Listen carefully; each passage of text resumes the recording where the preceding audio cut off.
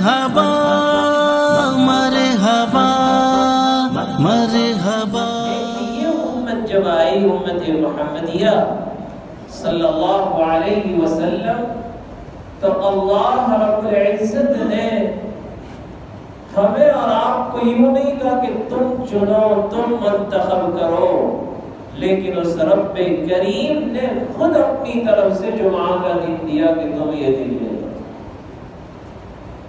اللہ کے نبی صلی اللہ علیہ وسلم تشریف فرمایا، جبرائیل امین اتر کر آئے اور آپ کے ہاتھ میں ایک آئینے کی شکل میں کوئی روشن چیز تھی جو چمکدار،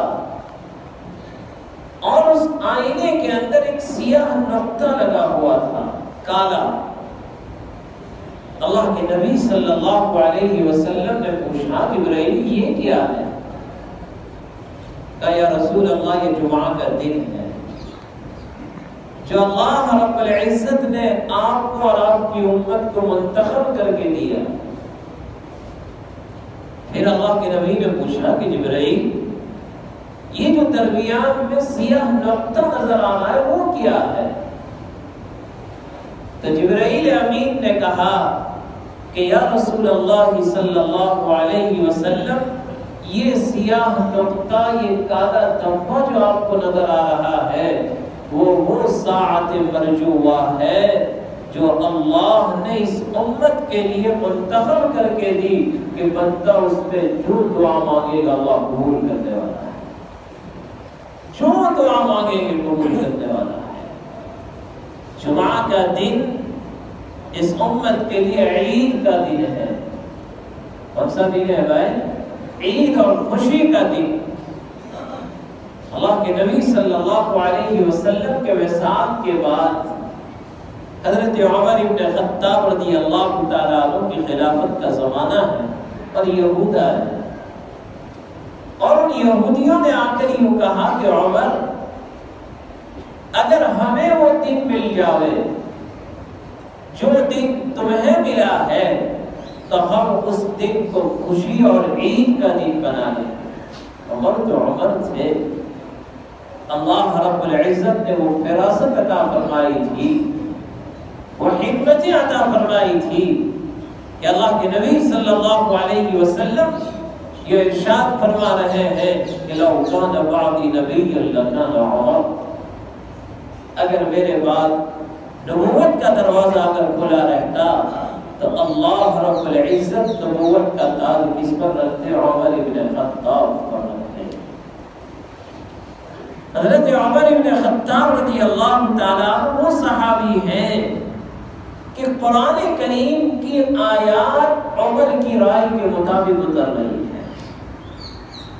عمر وہ صحابی ہیں، بخاری شریف کی روایت ہے ایک مرتبہ عید کا دن ہے اور اس عید کے دن میں اللہ کے نبی صلی اللہ علیہ وسلم اپنے گھر میں تشریف فرما اور وہ حبشی لوگ مسجد نبوی کے صحن کے اندر اپنا کچھ کھیل دکھا رہے تھے اور لوگ دیکھ رہے تھے، خوشی کا دن تھا. لہذا اللہ کے نبی صلی اللہ علیہ وسلم نے بھی عائشہ صدیقہ رضی اللہ تعالیٰ عنہ کو بلایا اور بلا کر کہا کہ عائشہ تشتہی، آئیو تم دیکھنا چاہتی ہو؟ تو کہا یا رسول اللہ میں بھی دیکھنا چاہتی ہوں. اللہ کے نبی صلی اللہ علیہ وسلم نے حضرت عائشہ کو بھی بلا لیا. عائشہ صدیقہ رضی اللہ تعالیٰ عنہ فرماتی ہے مجھے پیچھے کھڑا کر دیا اور میں اس طرح کھڑی ہو گئی کہ میرا رخسار نبی اکرم صلی اللہ علیہ وسلم کے رخسار کے ساتھ ملا ہوا ہے اور میں نے اپنا یہاں پر چہرہ رکھ دیا اور میں دیکھ رہی ہوں. کافی دیر ہو گئی تو اللہ کے نبی صلی اللہ علیہ وسلم عائشہ سے پوچھنے لگے عائشہ بس جی بھر گیا کہ نہیں بھرا؟ حالانکہ جی تو بھر چکا تھا دیکھتے دیکھتے، لیکن حضرت عائشہ یوں کہہ رہی ہے میں نے کہا نہیں یا رسول اللہ میں اور دیکھنا چاہتی ہوں. مقصد یہ تھا کہ میں دیکھنا چاہتی تھی کہ میرے نبی میرے خاطر اور کتنا کھڑے رہتے ہیں. تو کہا نہیں یا رسول اللہ. تو اللہ کے نبی نے کہا چلو دیکھو. تھوڑی دیر ہوئی کہ افرا تفری مچ گئی، کوئی ادھر بھاگ رہا ہے، کوئی ادھر بھاگ رہا ہے، اور حبشی بھی بھاگنے لگے۔ اللہ کے نبی نے پوچھا بھائی کیا ہوا، کیوں یہ دوڑا دوڑی ہو گئی؟ تو کہا یا رسول اللہ عمر آ چکے ہیں۔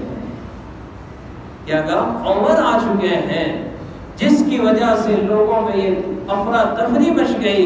اللہ کے نبی نے فرمایا کہ عمر واقعتاً اللہ نے تجھے وہ دبدبہ عطا فرمایا ہے کہ تو جس راستے پر سے گزرتا ہے شیطان بھی اپنا راستہ بدل دیا کرتا ہے۔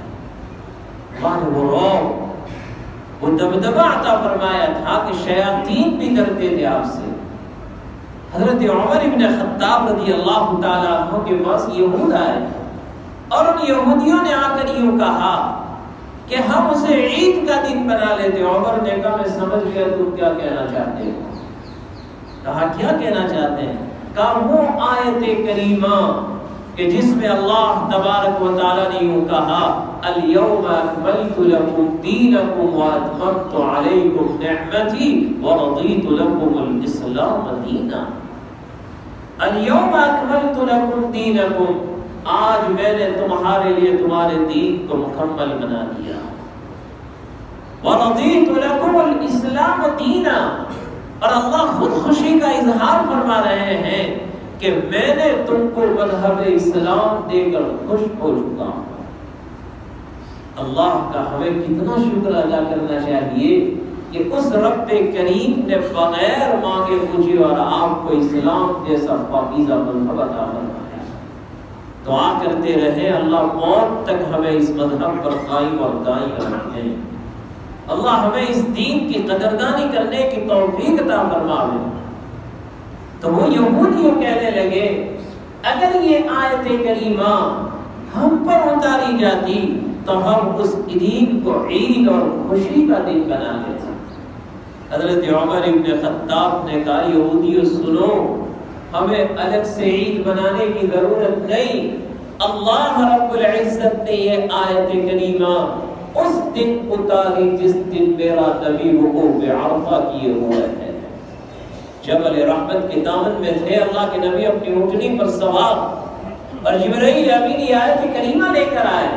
کہا ہمیں الگ سے عید منانے کی ضرورت نہیں، ہر سال حاجی 9 ذی الحجہ کو عرفات کے میدان میں اتنا بڑا مجمع ہوتا ہے اور لوگ دعائیں میں مصروف ہوتے ہیں۔ اور کہا جس دن میرے نبی نے وقوف عرفہ کیا تھا وہ دن جمعہ کا دن تھا۔ کون سا دن تھا بھائی؟ جمعہ کا دن تھا۔ کہا ہر جمعہ کو مسلمان خوشی مناتا ہے۔ یہ دیکھو تو صحیح اتنا بڑا مجمع، آج اللہ کے گھر میں ہم یہاں پر جمع ہوئے ہیں اور ہر آدمی خوشبو لگا کر، اچھے کپڑے پہن کر، غسل کر کے، بالوں میں تیل لگا کر ایسا آ رہا گویا کہ وہ عید کا دن ہے۔ اللہ رب العزت نے جمعہ اس امت محمدیہ کو عطا فرمایا۔ اس دن میں ایک گھڑی اور ایک ساعت ایسی ہوتی ہے بندہ جو دعا مانگتا ہے اللہ اس دعا کو قبول فرماتا ہے۔ اللہ ہمیں اس دن کی قدردانی کرنے کی توفیق عطا فرمائے۔ تو عزیز دوستو ہمیں اس دن کی قدردانی کرنی چاہیے۔ جمعہ کے دن بہت جلدی مسجد میں پہنچنے کا اہتمام کرو۔ یہ نہ ہو کہ ہم اذان کے منتظر رہیں۔ اللہ کے نبی صلی اللہ علیہ وسلم نے فرمایا مثل المحجر، جمعہ کے دن سویرے جانے والا ایسا ہے گویا کہ اس نے اللہ کے راستے میں اونٹ قربان کیا۔ کیا قربان کیا بھائی؟ اونٹ قربان کیا۔ ایسے تو ہم اونٹ کی قربانی کر نہیں سکتے، لیکن یہ تو نیت کرو کہ میں ہر جمعہ کے دن جلدی سے مسجد میں پہنچ کر ہر جمعہ کو اونٹ کی قربانی کروں گا۔ کریں گے بھائی انشاءاللہ؟ ہر آدمی جلدی پہنچنے کی فکر کرے۔ لیکن آج ہمارا بہت بڑا مسئلہ یہ کہ جمعہ کی اذان کے انتظار، اور اذان ہوتی ہے باہر کھڑے کھڑے اپنی باتوں میں مصروف رہتے ہیں۔ نہیں دوستو، جمعہ کے دن صحابہ یوں فرماتے ہیں کہ ہم اتنے سویرے چلے جاتے تھے کہ نحن نتغدى ونقيل بعد الجمعہ، کہ جمعہ کے دن دوپہر کا کھانا جمعہ کے بعد کھاتے تھے۔ نقیل بعد الجمعہ، ہم جمعہ کے دن قیلولہ جمعہ کی نماز کے بعد کیا کرتے تھے، سویرے پہنچ جاتے تھے، صف اولیٰ میں نماز پڑھنے کا اہتمام ہوتا تھا۔ ہمیں جمعہ کے دن کی قدردانی کرنی چاہیے، جلدی سے پہنچنے کی فکر کریں، صف اولیٰ میں نماز پڑھنے کی کوشش کریں۔ اللہ کے نبی صلی اللہ علیہ وسلم نے ارشاد فرمایا لو یعلمون ما فی الصف الاول، اگر امت کو پتہ چل جاوے کہ پہلی صف میں نماز پڑھنے کا ثواب کتنا ہے تو کیا ہوگا؟ کہا آپس میں لڑیں گے کہ میں صف اول میں نماز پڑھوں، وہ کہے گا میں صف اول میں نماز پڑھوں۔ اللہ کے نبی صلی اللہ علیہ وسلم نے فرمایا کہ جب یہ صورتحال ہو جائے تو تم کیا کرو گے؟ لستہموا، کا قرآن اندازی کر لینا، جس کا نام نکلے گا وہ پہلی صف میں نماز پڑھے گا۔ لیکن آج ہمارا حال کیا آپ دیکھتے ہیں کہ ہمیں کوئی پڑا ڈالنے کی ضرورت نہیں، خطبہ کھڑا ہو جائے پھر بھی مجمع آئے گا تو صف اول میں جگہ مل جائے گی۔ یہ ہمارا حال ہو گیا ہے، ہمارے دلوں سے ادب نکل گیا، ہمارے دلوں سے احترام نکل گیا۔ عزیز دوستو، با ادب با نصیب، بے ادب بے نصیب ہوا کرتا ہے۔ ہمیں ادب کرنا چاہیے، ہمیں احترام کرنا چاہیے۔ معمولی ادب پر اللہ رب العزت نے لوگوں کو کہاں سے کہاں مقام عطا فرما دیا۔ سیدنا حضرت موسیٰ علیہ السلام کا زمانہ ہے اور جادوگر مقابلے پر آ گئے، ساحرین مقابلے پر آئے۔ حضرت موسیٰ علیہ السلام ادھر تنہا اور حضرت ہارون دو بھائی، اور ادھر پوری حکومت فرعون ہے، فرعون کے سپاہی ہیں اور اتنی بڑی ساحرین کی جماعت۔ لیکن ساحرین اور جادوگروں نے آ کر جب میدان میں مقابلے پر اترے تو ان جادوگر نے حضرت موسیٰ علیہ السلام سے ایک سوال پوچھا، اما ان تلقی و اما ان نکون نحن الملقی۔ موسیٰ پہلے آپ ڈالیں یا ہم ڈالیں؟ پہلے آپ اپنا کرتب دکھلائیں کہ ہم دکھلائیں؟ حضرت موسیٰ علیہ السلام نے کہا تم ڈالو، میں پہلے تم ڈالو، بعد میں اپنے کرتب دکھلاؤں گا۔ کہا اللہ رب العزت کو ان کا یہ ادب کہ ان جادوگروں نے جو مقابلے پر آئے تھے ایک اللہ کے نبی کا اتنا ادب کیا، اتنا احترام کیا، اللہ نے اسی وقت ان کو ایمان کی دولت سے نواز دیا۔ اور کیسا ایمان عطا فرمایا کہ وہ سارے ساحرین سجدوں میں گر پڑے اور سجدوں میں گئے تھے، اللہ نے جنت دکھا دی، انہوں نے اپنے جنت کا ٹھکانہ دیکھ لیا اور سر اٹھا کر کہنے لگے لن نؤثرك على ما جاءنا من البينات والذي فطرنا فاقض ما انت قاض انما تقضي هذه الحياة الدنيا۔ فرعون سن لے، اب یہ دامن چھوٹ سکتا نہیں ہے، چاہے تو ٹکا بوٹی کروا کر کتوں سے نوشوا دے، سولی پر چڑھا دے، ہمیں منظور ہے، کیونکہ دنیا کے حالات ہمیشہ رہنے والے نہیں۔ اصل مسئلہ آخرت کا ہے دوستو، دنیا کی زندگی تو گزر جانے والی ہے۔ ہم آئے تھے، ابھی تو ہمارا بچپنا تھا، دیکھتے دیکھتے جوانی پہ پہنچ گئے، جوانی کے بعد بڑھاپے کی طرف جا رہے ہیں، اور جتنے دن گزرتے جا رہے ہیں سمجھ لیجئے اتنا ہم اپنے قبر کے قریب ہوتے جا رہے ہیں۔ لیکن آج بہت بڑا ہم مغربی تہذیب کے دلدادہ بن گئے۔ مجھے اس وقت بڑا افسوس ہوتا ہے کہ آج مسلمان بھی اپنا برتھ ڈے منا رہا ہے، ہمارے چھوٹے بچوں کا برتھ ڈے ہم منا رہے ہیں۔ کیا میرے بچے کا برتھ ڈے ہے؟ ہمیں خوشی کس بات کی؟ تجھے تو افسوس کرنا چاہیے کہ تیری زندگی کا ایک سال نکل چکا تیرے ہاتھ سے، تیری زندگی کا ایک سال تیرے ہاتھوں سے نکل چکا۔ ہمیں اپنے بچوں کی تربیت کرنی پڑے گی، ہمیں اپنے بچوں کی ذہنیت بنانی پڑے گی کہ بیٹا برتھ ڈے کوئی چیز نہیں ہے، میرے نبی نے اور صحابہ نے کبھی اپنا برتھ ڈے نہیں بنایا تھا۔ ہمیں تو اسلام کا مذہب پاکیزہ عطا فرمایا ہے، اس لیے ضرورت ہے آج کے اس دور میں بہت بڑا مسئلہ اگر کوئی ہے تو اپنی اولاد کی تربیت کا۔ خدا را اپنی اولاد پر رحم کھائیے، اپنی اولاد کی تربیت کی فکر کیجئے. اگر ہم نے اپنے اولاد کی تربیت نہیں کی دینی تو میں سمجھتا ہوں کہ کہیں ایسا نہ ہو کہ ہمیں ہاتھ کھو دینا پڑے گا. آج کئی حالات ہم دیکھ رہے ہیں, کتنے ماں باپ ایسے ہیں جو راتوں کی تنہائی میں اپنی اولاد کی وجہ سے سسک رہے ہیں, رو رہے ہیں.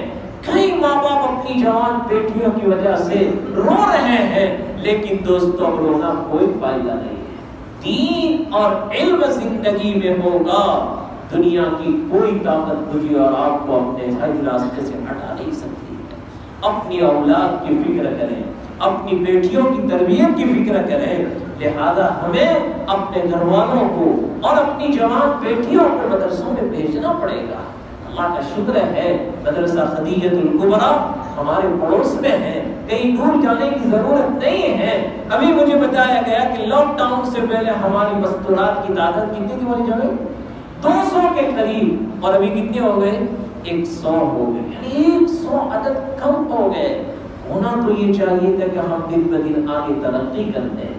آج آپ اپنے گھر جا کر اپنے گھر کی مستورات کا ذہن بناؤ, اپنی بیٹیوں کا ذہن بناؤ کہ یہ ادارہ ہمارے لیے بہت بڑی نعمت ہے. دین زندگی میں ہوگا, کوئی فتنہ ہم پر اثر کرنے والا نہیں ہے. اس لیے آپ کو ضرور اس بات کی فکر کرنی ہے کہ ہماری مستورات کو زیادہ سے زیادہ مدرسے میں بھیجنے کی فکر کریں گے انشاءاللہ.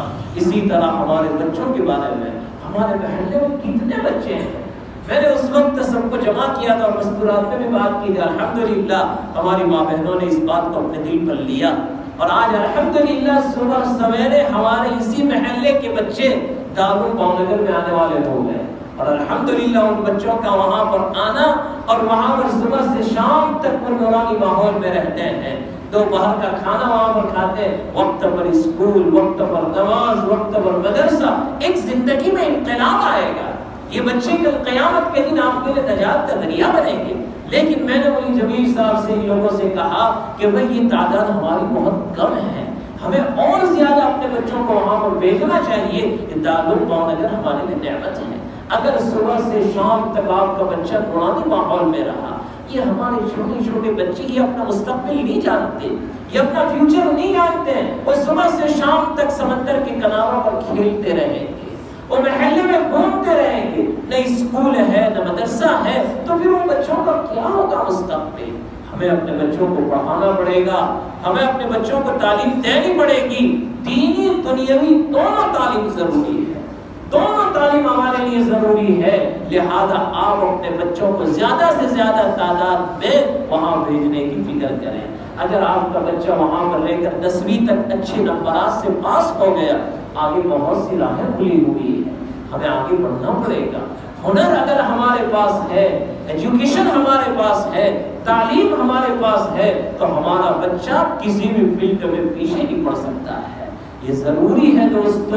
لہذا آپ لوگوں سے میری گزارش ہے کہ زیادہ سے زیادہ تعداد میں آپ اپنے بچوں کو بھیجنے کی فکر کریں. یہاں پر گاڑی کا انتظام ہے, آپ کے بچے وہاں آرام سے پہنچ جاتے ہیں. صبح جلدی ایسے تیار ہو کر وہ بچے آتے ہیں کہ میرا دل خوش ہو جاتا ہے.